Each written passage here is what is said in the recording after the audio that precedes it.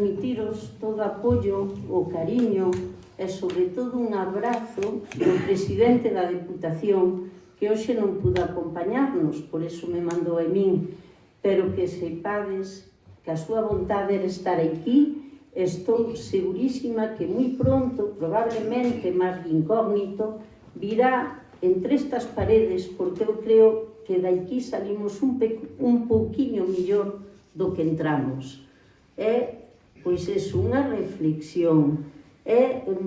oler este aroma de aquí dentro, pensar solo no home, na muller, na humanidade, non pensar nin siquiera nas paredes, porque isto,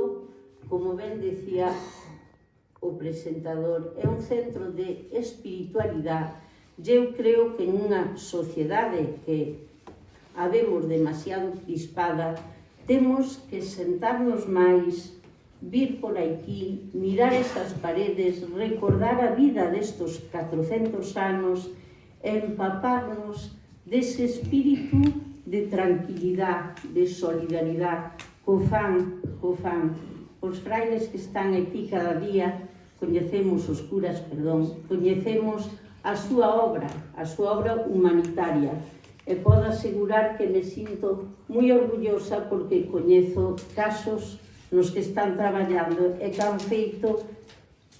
como non podía ser de outra maneira aquí, verdadeiros milagres.